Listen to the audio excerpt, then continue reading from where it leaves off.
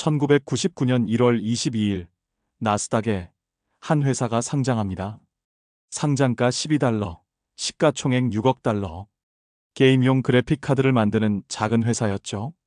25년 후 이 회사의 시가총액은 3조 달러를 넘어섰습니다. 5,000배 성장한 겁니다. 더 놀라운 건 최근 2년 만에 시가총액이 10배 늘어났다는 거예요. 챗GPT가 촉발한 AI 혁명의 최대 수혜자, 그래픽카드로 세계를 지배한 회사. 오늘 들려드릴 이야기는 대만계 이민자 소년이 어떻게 덴니스 레스토랑에서 시작해 애플과 마이크로소프트를 위협하는 제국을 건설했는지에 대한 놀라운 여정입니다. 바로 엔비디아입니다. 1993년 4월 5일 캘리포니아 써니베일의 덴니스 레스토랑. 3명의 엔지니어가 아침을 먹으며 회사 설립을 논의하고 있었습니다. 젠슨 황 30살, 크리스 말라코프스키 31살, 커티스 프리엠 34살. 이들의 자본금은 각자 모은 4만 달러가 전부였습니다. 그런데 이 순간이 컴퓨터 역사를 바꿀 시작점이 될 줄 누가 알았겠습니까? 젠슨 황의 이야기부터 해야겠네요. 1963년 대만에서 태어나 9살에 미국으로 이민 온 소년이었습니다. 켄터키주의 기숙학교에 보내졌는데 문제아들을 위한 학교였죠. 화장실 청소를 하며 학비를 벌었고 담배 연기 가득한 방에서 잠을 잤습니다. 하지만 그는 포기하지 않았습니다. 오리건 주립대에서 전기공학을 전공하고 스탠퍼드에서 석사를 받았죠. 졸업 후 AMD와 LSI 로직에서 칩 설계를 했던 황은 한 가지 확신이 있었습니다. 미래의 컴퓨터는 그래픽이 중심이 될 것이다. 1993년 당시 PC 그래픽은 형편없었습니다. 2D 이미지조차 제대로 표현 못했죠. 하지만 젠슨 황은 3D 시대가 올 거라고 믿었습니다. 게임, 영화, 의료 모든 분야에서 3D가 필요할 거라고요. 회사 이름 엔비디아는 라틴어 인비디아에서 따왔습니다. NV는 넥스트 버전의 약자이기도 했죠. 초록색 로고는 질투에 새기면서 동시에 컴퓨터 그래픽의 미래를 상징했습니다. 세쿼이아 캐피털이 200만 달러를 투자했지만 대부분은 회의적이었습니다. 그래픽 카드? 그게 돈이 되겠어? 첫 제품 NV1은 1995년 출시됐는데 완전한 실패였습니다. 쿼드러틱 텍스처 매핑이라는 독특한 기술을 썼는데 업계 표준과 달랐던 거예요. 세가와 파트너십을 맺었지만 세가 세턴 게임기가 플레이스테이션에 밀려 망했습니다. 500만 달러 손실, 직원 절반 해고, 파산 직전까지 갔죠. 1997년 엔비디아는 마지막 기회를 잡았습니다. 리바 128이라는 그래픽 카드를 출시한 거예요. 이번엔 업계 표준인 다이렉트 3D와 오펀GL을 완벽 지원했습니다. 4개월 만에 100만 개 판매. 드디어 성공이었습니다. 하루아침에 3DFX를 제치고 시장 점유율 1위가 됐죠. 1999년 1월 22일 나스닥 상장. 첫날 주가는 12달러에서 19달러로 63% 상승했습니다. 하지만 이건 시작에 불과했죠. 같은 해 지포스 256을 발표하면서 엔비디아는 새로운 용어를 만들어냈습니다. 그래픽 프로세싱 유닛. CPU가 뇌라면 GPU는 눈이라는 설명이었죠. 지포스는 혁명이었습니다. 퀘이크3를 60프레임으로 돌릴 수 있었고 영화 같은 그래픽이 가능해졌습니다. 게이머들은 열광했고 PC방은 지포스로 도배됐습니다. 2000년 주가는 60달러를 돌파했습니다. 상장 1년 만에 5배 상승이었죠. 하지만 2000년 닷컴 버블 붕괴로 주가는 7달러까지 떨어졌습니다. 88% 하락이었죠. 많은 사람들이 엔비디아도 끝이라고 생각했습니다. 하지만 젠슨 황은 오히려 이때 중요한 결정을 내립니다. GPU를 단순 그래픽용이 아닌 병렬 컴퓨팅 프로세서로 발전시키기로 한 거죠. 2006년 CUDA를 발표했습니다. GPU를 일반 연산에도 사용할 수 있게 한 혁명적 기술이었죠. 과학자들은 슈퍼컴퓨터 없이도 복잡한 시뮬레이션을 할 수 있게 됐습니다. 하지만 당시엔 주목받지 못했습니다. 주가는 여전히 10달러대에 머물렀죠. 2016년 첫 번째 대박이 터졌습니다. 딥러닝 연구자들이 GPU가 AI 학습에 완벽하다는 걸 발견한 거예요. 구글의 알파고가 이세돌을 이긴 것도 GPU 덕분이었습니다. 동시에 비트코인 채굴 붐이 일어났죠. 채굴자들이 그래픽카드를 싹쓸이하면서 가격이 두세 배로 뛰었습니다. 2016년 주가는 24달러에서 106달러로 340% 상승했습니다. 2017년 5월 10일엔 엔비디아 시가총액이 처음으로 1000억 달러를 돌파했습니다. 상장 18년 만이었죠. 그런데 이게 끝이 아니었습니다. 암호화폐 광풍이 불면서 RTX 3080 그래픽카드는 정가가 699달러였는데 2000달러에 거래됐습니다. 2021년 11월 주가는 346달러를 기록했습니다. 그런데 2022년 암호화폐가 폭락하면서 엔비디아도 직격탄을 맞았습니다. 채굴장이 문을 닫으면서 중고 그래픽카드가 쏟아져 나왔고 신제품이 안 팔렸죠. 재고가 쌓이면서 2022년 10월 주가는 108달러까지 떨어졌습니다. 1년 만에 70% 폭락이었습니다. 바로 그때 2022년 11월 30일 오펀AI가 챗GPT를 공개했습니다. 5일 만에 사용자 100만 명. 세상이 뒤집어졌죠. 그런데 챗GPT를 돌리는 데 필요한 건 바로 엔비디아 GPU였습니다.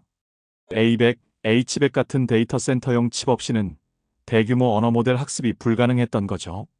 갑자기 모든 테크 기업이 엔비디아 칩을 사재기하기 시작했습니다. 마이크로소프트가 수만 개, 메타는 15만 개, 테슬라도 1만 개를 주문했습니다. H100 한 개 가격이 4만 달러인데 생산 후 수령까지는 6개월이나 기다려야 했습니다. 중국 기업들은 암 시장에서 2배 가격을 주고도 구매했죠. 2023년 5월 24일은 역사적인 날이었습니다. 1분기 실적 발표에서 매출 가이던스를 110억 달러로 제시했는데 시장 예상은 72억 달러였거든요. 50%나 높았던 거죠. 다음 날 주가는 24% 폭등했고 하루 만에 시가총액 1,800억 달러가 늘어났습니다. 한국 코스피 시총의 10%가 하루에 생긴 거예요. 2023년 한 해 동안 엔비디아 주가는 239% 상승했습니다. 2024년에도 상승세가 계속되면서 시가총액 1조 달러와 2조 달러를 차례로 돌파했죠.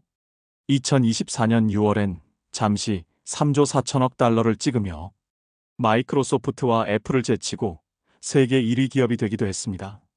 숫자로 보는 엔비디아의 성장은 충격적입니다. 2023년 회계연도 매출 269억 달러에서 2024년 회계연도 609억 달러로 126% 성장.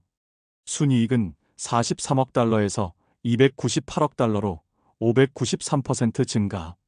순이익률이 49%에 달합니다. 100달러 벌면 49달러가 남는 거죠. 더 놀라운 건 데이터 센터 사업입니다. 2020년 회계연도 데이터 센터 매출은 69억 달러였는데 2024년 475억 달러로 7배 성장했습니다.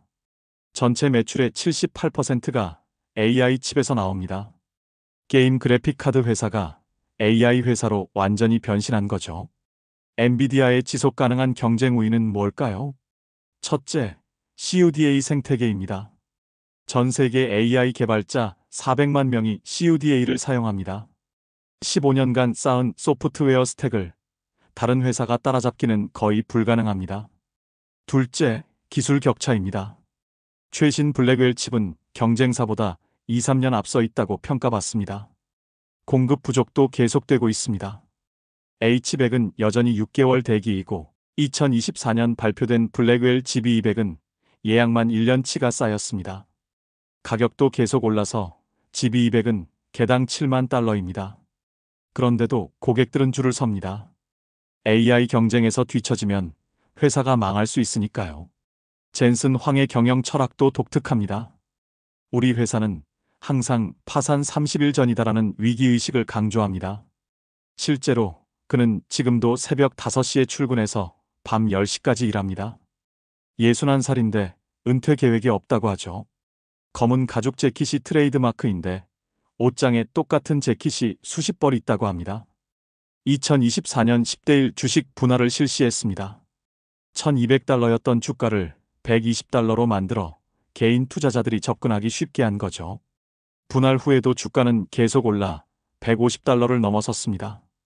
1999년 상장 이후 주식 분할 조정 기준으로 300배가 넘는 상승입니다.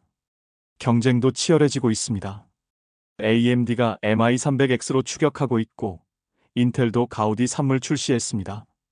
구글은 자체 TPU를, 아마존은 트레이니움을, 애플은 M 시리즈를 개발했죠. 심지어 오픈 AI도 자체 칩을 만든다는 소문이 있습니다. 하지만 아직까지 엔비디아를 위협할 수준은 아닙니다. 중국 리스크도 있습니다. 미국 정부가 중국으로의 AI 칩 수출을 제한하면서 엔비디아는 중국 시장의 20%를 잃을 위기에 처했습니다. 하지만 중국 전용 다운그레이드 버전을 만들어 규제를 우회하고 있죠. 중국 기업들도 자체 개발보다는 엔비디아 칩을 선호합니다. 재무 지표도 탄탄합니다. 현금 및 현금성 자산 260억 달러, 부채는 거의 없습니다. 영업현금 흐름은 분기 150억 달러를 넘어섰고 자사주 매입과 배당도 늘리고 있습니다. 배당 수익률은 낮지만 성장주의 특성상 이해할 만합니다. 밸류에이션은 어떨까요? PE 비율이 70배에 달해 비싸 보입니다. 하지만 2025년 예상 실적 기준으로는 40배 수준입니다. PEG 비율은 1.2로 성장률을 고려하면 적정하다는 평가도 있습니다. 다만 이미 시가총액이 3조 달러를 넘어서 추가 상승 여력에 대해서는 의견이 갈립니다. 최근 주목할 만한 건 소버린 AI 전략입니다. 각국 정부가 AI 주권을 위해 자체 슈퍼컴퓨터를 구축하는 트렌드인데 일본, 캐나다, 프랑스 등이 엔비디아 칩으로 국가 AI 인프라를 만들고 있습니다. 정부가 고객이 되면서 더 안정적인 수요가 생긴 거죠. 로봇과 자율주행도 새로운 성장 동력입니다. 테슬라의 FSD 칩, 보스턴 다이내믹스의 로봇, 모든 곳에 엔비디아 기술이 들어갑니다. 젠슨 황은 다음 10년은 피지컬 AI의 시대라며 가상이 아닌 현실 세계의 AI가 폭발할 거라고 예측합니다. 옴니버스라는 메타버스 플랫폼도 주목받고 있습니다. BMW, 메르세데스 벤츠가 공장 설계에 사용하고 아마존이 물류센터 시뮬레이션에 활용합니다. 디지털 트윈 시장이 커지면서 옴니버스 수요도 늘어날 전망입니다. 리스크 요인도 분명합니다. 첫째, AI 버블 우려입니다. 닷컴 버블처럼 AI 투자가 과열됐다는 지적이 있죠. 둘째, 고객 집중도입니다. 마이크로소프트, 메타, 아마존, 구글 등 4개사가 매출의 40%를 차지합니다. 셋째, 지정학적 리스크입니다. 대만 TSMC가 엔비디아 칩을 독점 생산하는데 대만 해협 위기 시 생산이 중단될 수 있습니다. 그럼에도 엔비디아의 미래는 밝다는 평가가 우세합니다. AI 혁명은 이제 시작이고 엔비디아 없이는 AI 개발이 불가능한 상황입니다. 젠슨 황은 AI는 새로운 산업혁명이라며 우리는 이제 겨우 1회 말이라고 말합니다. 투자 측면에서 엔비디아는 고민스러운 종목입니다. 이미 많이 올라서 비싸 보이지만 AI 시대의 핵심 인프라라는 점에서 장기 성장 가능성이 있습니다. 변동성이 크므로 분할 매수와 리스크 관리가 중요합니다. 특히 실적 발표일 전후로 주가 움직임이 크므로 주의가 필요합니다. 1993년 데니스 레스토랑에서 4만 달러로 시작한 회사가 3조 달러 기업이 됐습니다. 7만 5천 배 성장입니다. 게임 그래픽 카드로 시작해서 AI 칩 황제가 된 것. 이것이 바로 엔비디아의 기적입니다. 하지만 젠슨 황은 여전히 위기의식을 강조합니다. 과거의 성공이 미래를 보장하지 않는다. 흥미로운 건 엔비디아 직원들의 이야기입니다. 초기 직원 중 상당수가 억만장자가 됐습니다. 20년 넘게 다닌 엔지니어는 수백억 원의 스톡옵션을 받았죠. 하지만 많은 직원들이 2010년대에 주식을 팔았다가 후회하고 있습니다. 30달러에 판 주식이 지금 1,500달러가 됐으니까요. 엔비디아는 단순한 하드웨어 회사가 아닙니다. AI 시대의 인프라이자 플랫폼입니다. 인텔이 PC 시대를 지배했듯 엔비디아가 AI 시대를 지배할 가능성이 큽니다. 하지만 기술 발전 속도가 빠른 만큼 언제든 새로운 도전자가 나타날 수 있습니다. 젠슨 황의 비전은 명확합니다. 컴퓨팅의 미래는 가속 컴퓨팅이다.